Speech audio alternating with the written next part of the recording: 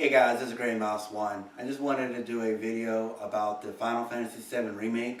More details are starting to pour in after the trailer at Sony's PlayStation Experience. Now, there's so much information that I'm actually going to cheat and use my iPad here.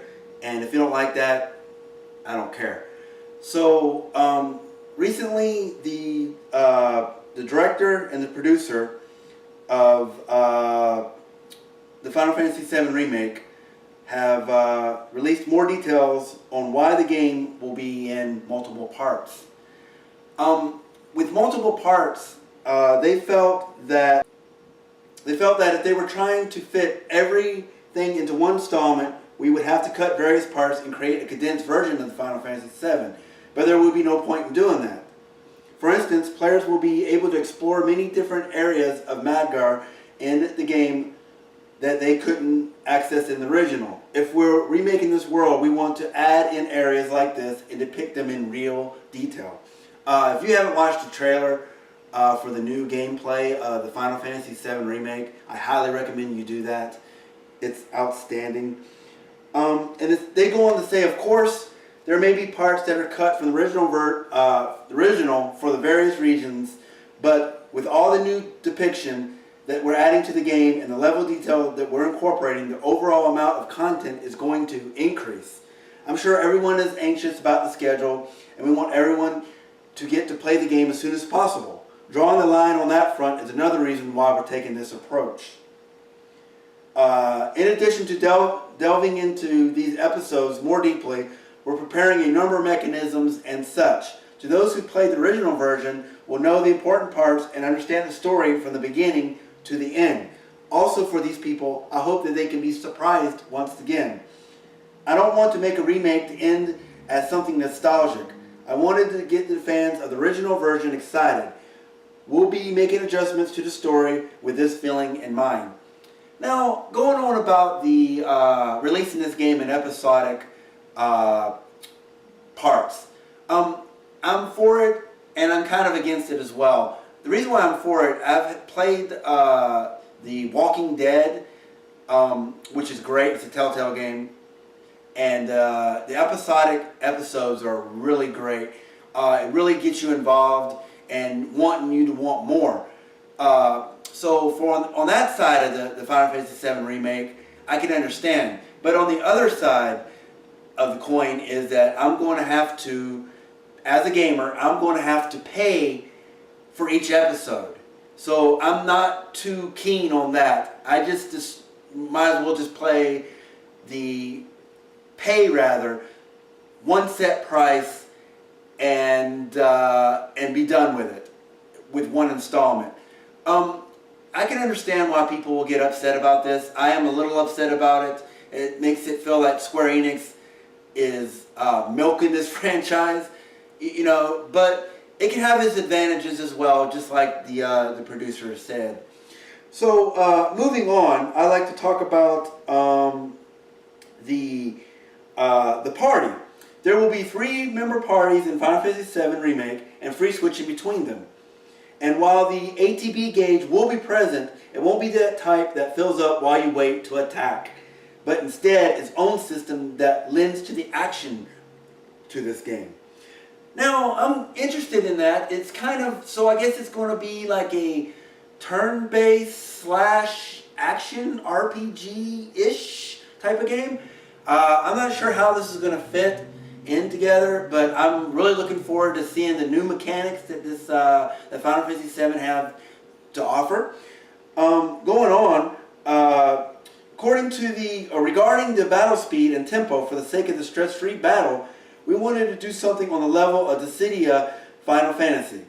As far as the degree of action goes, it's Dissidia Final Fantasy, then Kingdom Hearts, then Final Fantasy VII Remake. There won't be any actions that require a technique. By using the new system, we want to do action battles while also being able to fight while thinking strategically. That sounds really great. I'm really excited for the new active battle system. And I'm really interested in how they're going to do the battle mechanics.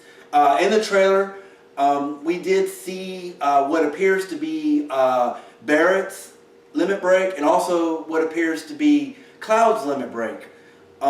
So at least we know that they're there. One thing that I do have a concern about is that there are some materia in this game that require the ATB. I'm not sure how they're going to integrate this into the game.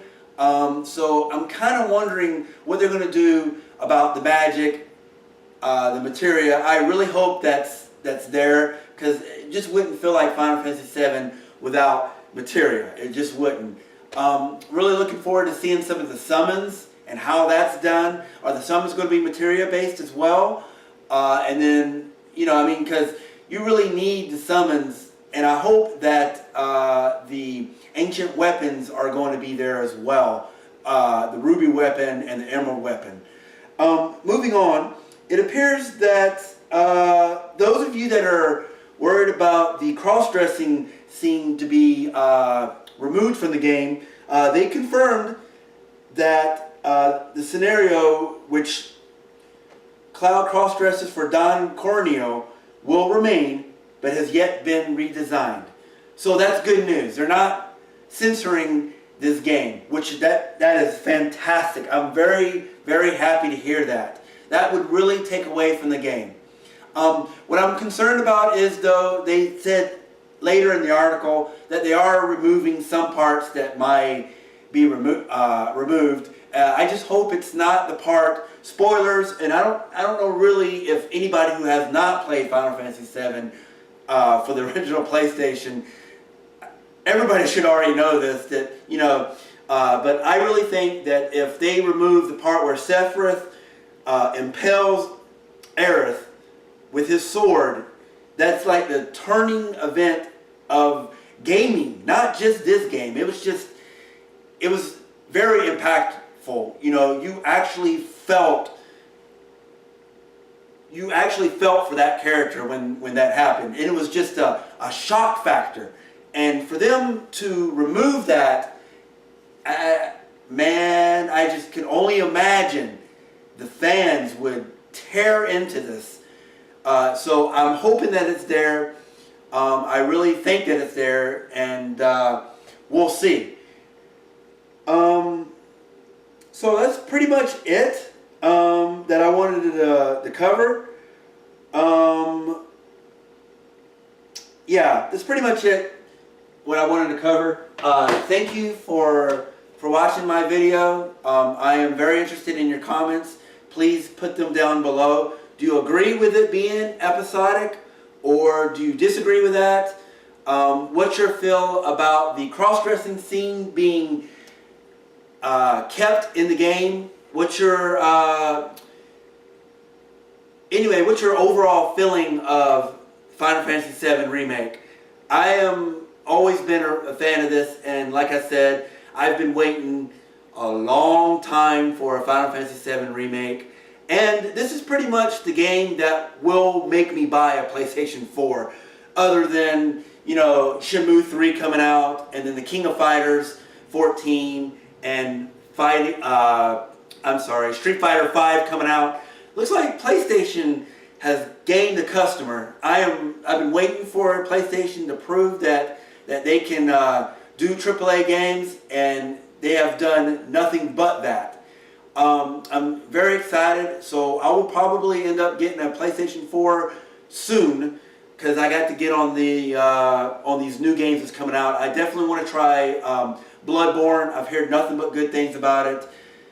Anyway, I've gone on too long about things. I'm going to head out, and this is Grey Mouse 1. Thank you for watching.